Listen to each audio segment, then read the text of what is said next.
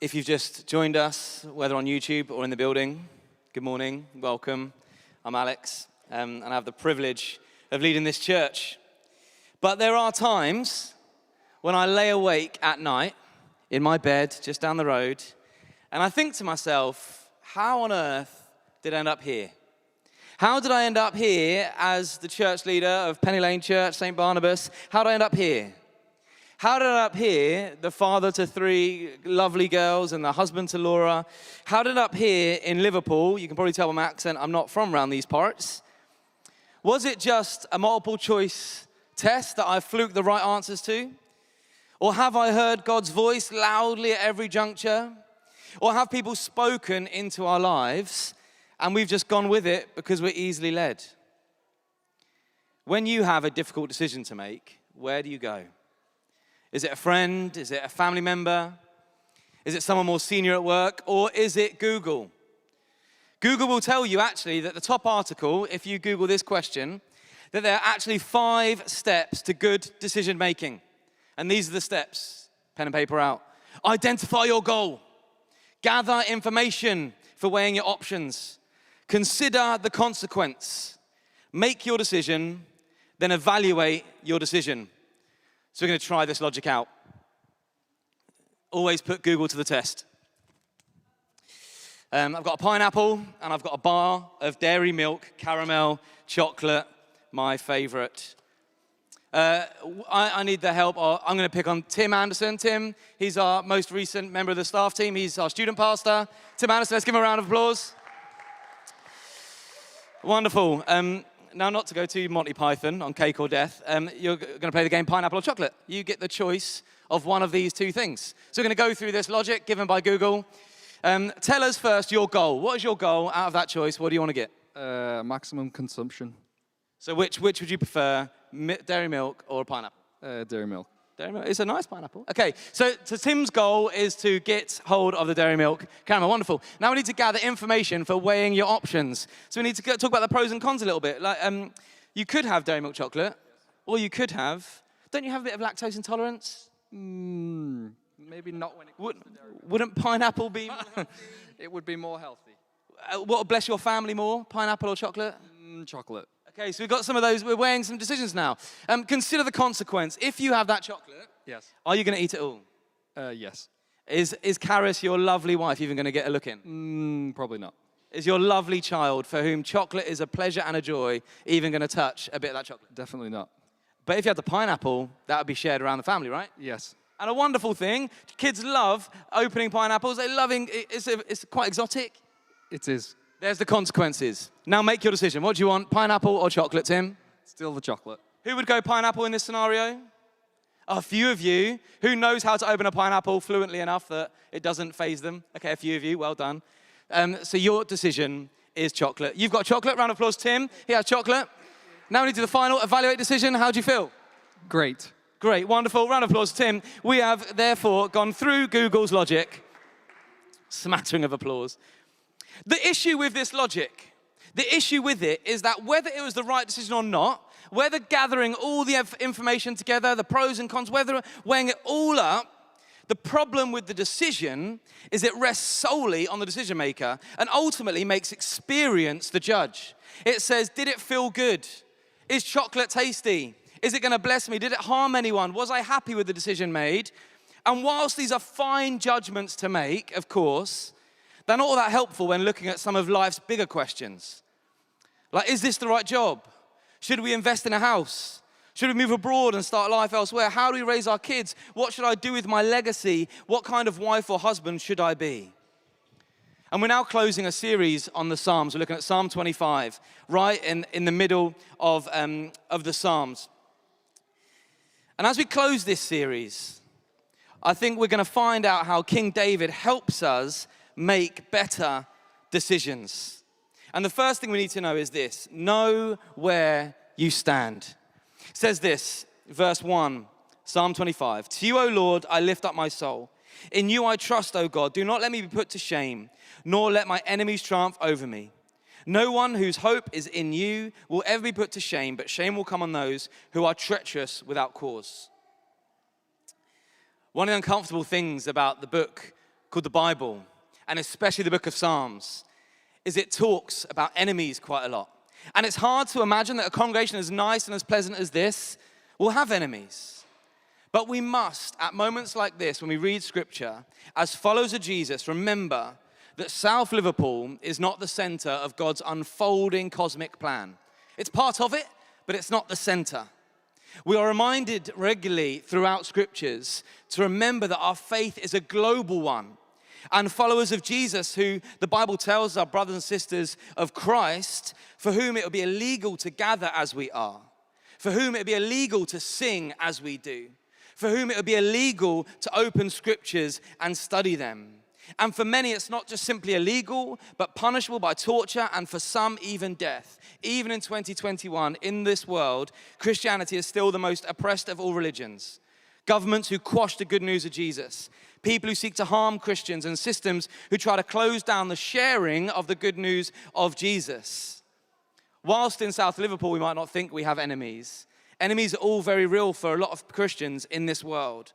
And so the first thing we need to know is when we're making a decision, when we're faced with a decision that we have to make, remember that there are all kinds of forces at play who would love you to make the wrong choice. Enemies who would love to discredit God's sovereignty. Enemies who would love to discredit people who follow Jesus morally, ethically, and socially. Our tabloids love it when a Christian messes up, right? They love it because it feeds a load of stuff. But here David, one of the Bible's biggest mess-ups in the Bible, asks of God in this psalm that enemies do not triumph, that we don't experience shame, and that we put our trust not in status or things of this world, but in God. And we put our hope in God, and that triumphs over scheming, personnel moves. It triumphs over treachery, as this passage says. We put our hope in God, and we'll never be put to shame. How is that even possible? Well, the thing is, when we put our hope in finances, when we put our hope in social standing, or performance, or family status, then when one of those things falls, we experience a deep shame. And you see it in films all the time, right? When that person says, I've lost everything I ever had.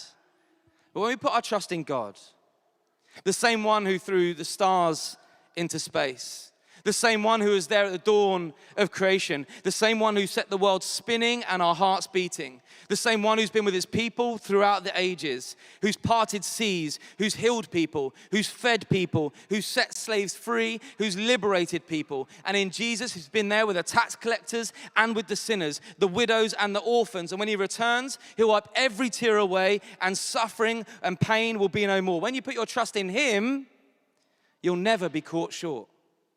You'll never be caught short because he stands above, through, and over it all.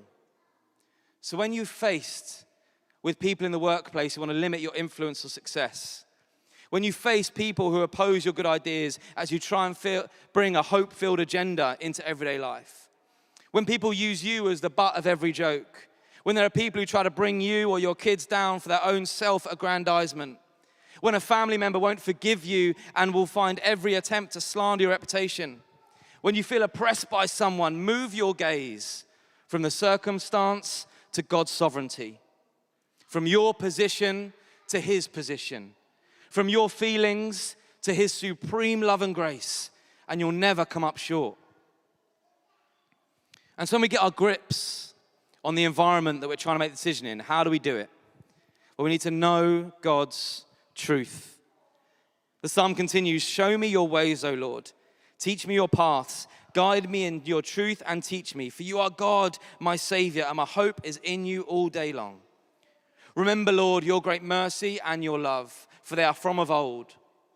Do not remember the sins of my youth and my rebellious ways. According to your love, remember me, for you, Lord, are good. Sometimes we approach God using our muscle memory from how we responded to our parents when we were kids. Even the parents with the best intention, who were there at the side of sports days, that were high-fiving us as we achieved loads of great stuff, even those people sometimes will have responded in some ways that make our relationship with God a somewhat complex one. Growing up, my family were very, very poor. We grew up on a council estate, and so I knew from a very young age that it was meaningless to ask for anything. So school trip letters or new trainers or a new school playground fad, I simply just didn't bother asking. So the letters went in the bin. I'd make do with broken trainers, and I pretended that I was a bit too cool for school playground things like football stickers and Tamagotchis. One of the reasons this is sometimes complex is because when it comes to my relationship with God, I don't always ask God for things. I sometimes feel bad as if I'm interrupting him, or I'll be a burden on God's resources if I asked him to help me out a little bit here. And King David, in this chunk of the Psalms, busts all of those myths. He doesn't simply want something. He's asking God to lead him in his ways, in his paths. He's not wanting stuff. He's wanting a relationship. When we follow, when we spend time, when we closely watch someone, we learn so much more about them. And here David is saying this, that Lord, let me come close to you. Let me follow you, because then I will see how I should live. Knowing God's truth is essential to knowing his ways. And so often we ask for things from God simply he would bless either way because he's God and he's good, or sometimes it's because they're not the things of God. But when we follow him daily, when we spend time each day opening our Bible and praying, when we learn more of his heart, when we encounter the presence of God, when we spend time with the poor and the hurting, we will learn his ways and we'll be taught his paths, because our hope in God is intimately linked with our knowledge of his truths. See, what David doesn't ask is for a long list of biblical witticisms or Instagrammable quotes or several books of sound doctrine, but he asks for a vision of how to live. And so if we know where we stand and we get a glimpse of God's truth, the next thing the psalm suggests is to know your heart. Psalm 9, from verse 8 says this: "Good and upright is the Lord. Therefore he instructs sinners in his ways. He guides the humble in what is right and teaches them his way. All the ways of the Lord are loving and faithful toward those who keep the demands of his covenant. For the sake of your name, Lord, forgive my iniquity, though it is great." I wonder what motivates you, or what angers you, or what concerns you. Or when you're watching the news, is it baby koalas stuck in trees that upsets you, or is it something else? What are the things that trigger you? What causes you to act in ways that are not your default? Anyone ever watched the comedy program Room 101? A few of you. In Room 101, comedians are asked to put into Room 101, inspired by George Orwell's 1984, the things that annoy or irritate them, the things that they want to have gone forever. Some members of the Penny Lane staff team will tell you that I sometimes get annoyed about quite irrational things. And I'm just going to let you in. As long as you don't let this leave the building, I'll let you in on a few of them. Number one, hiccups. I'm okay with a hiccup, just one, can it? But when people go on and on and on, like 7, 8, 9, 10 hiccups in, by that point, I'm starting to lose it. My wife was a serial hiccupper, loads of it. Second thing that irritates me slightly, and I don't know, you might be with me here. Meals that taste the same every single bite. Do you know, like bolognese is a classic example. You know, I know it's a nation favorite as well as Italy, but when every single mouthful is exactly the same, it's a long commitment, isn't it? 7 minutes of the same mouthful, guaranteed. I get slightly irritated. Third thing, adults outside toy shops that are dressed in a costume that want to interact with me, another adult. Now, I'm fine with them interacting with my children, having lots of fun as a teddy bear, but the minute they want a high five from me or thumbs up, I'm not there. I'm not with it. And the final one, and this might split the room, I am not a fan of a postcard. A postcard aggravates me. Because if you think about what is a postcard? A postcard is my mum going to a lovely part of the world, having a lovely time, sunny, sangria, just been feeling the sand in her toes. And she's thinking, you know what we should do? Remind Alex, who's in rainy UK, that he's grafting away at his job, that we're having a splendid time. That's a good use of the next half hour. I'm not a fan of a postcard. And whilst these are slightly humorous things, I'm sure you've got things that irk you, there are darker things that motivate me. I'm a perpetual people pleaser. And so every no I say to someone, whether it's a child of mine or my family or someone in church or a friend, every no I say cuts me like a knife. And I spend the rest of the week's sleeps thinking about that no. And I also get rageful at abuses of power. If I witness it, I'm on the phone to my spiritual director almost immediately, as I don't like who I become when I witness it. And finally, I also really don't like Ed Sheeran. There's no justification for that. I just don't like him that much. But there is hope. There is hope. Here, David says this: good and upright is the Lord. Therefore, he instructs sinners in his ways. He guides the humble in what is right and teaches them his way. The good news is this, that the Lord is so good that he'll continue to instruct those who mess up in his ways. What David is saying here is those who know they are sinners, of which I count myself amongst, those who he describes as humble, God will continue to teach them his ways. You might be here this morning thinking, I'm too far gone to be used by God. Or maybe in my youth when I was feeling a bit naive, but now life is too complex to be used by God. God is so faithful that he'll continue to use people despite their failings and despite their mess ups. Someone once wrote this, that guided is the one who knows they're going to be guided ultimately despite themselves. God doesn't want to guide you because you're amazing. You're amazing, guaranteed. He doesn't want to guide you because you performed really well this week. He doesn't want to guide you because you remembered to have a quiet time this past month. He doesn't want to guide you because you've got at least halfway through the Bible in 1 year and we're 10 months in. That's not why he wants to guide you. He wants to guide you because he is faithful and he pursues his people and he loves them beyond all other things. When Laura and I first felt called to explore moving to this wonderful city, we drove up in our Vauxhall Corsa, and we went around Liverpool Town Centre. We popped in here, met a few of you. And the thing is, there wasn't like a flashing light, apart from the one in the cathedral, the Tracy Emin. There wasn't like a flashing light. We didn't hear a loud, booming voice saying, "This is the city." We didn't hear any of that. And we drove back on the M6. And Laura and I turned to each other in a safe way that you can while you're driving. And we decided that if we commit to following Jesus, if we stay close to him and his purposes, if we stay committed to the calling, whether we stay in London or we move to Liverpool or we go to Outer Mongolia, if we stay close to Jesus, we will experience his blessing. And so we said there and then in that Vauxhall Corsa, let's do it. And so if you're faced with a decision and you know where you stand, you know the truths of God, you know your own heart in the midst of it, then the penultimate thing to know is this: he is king. He is king. The psalm goes on to say, who then are those who fear the Lord? He will instruct them in the ways they should choose. They will spend their days in prosperity and their descendants will inherit the land. The Lord confides in those who fear him. He makes his covenant known to them. My eyes are ever on the Lord, for only he will release my feet from the snare. And here we see another common theme throughout the entirety of Scripture. And if it's your first time to church today and you wanted to play Bible bingo, this is the first one. You're expecting the preacher to say something about the fear of the Lord. Now I want to bust a myth.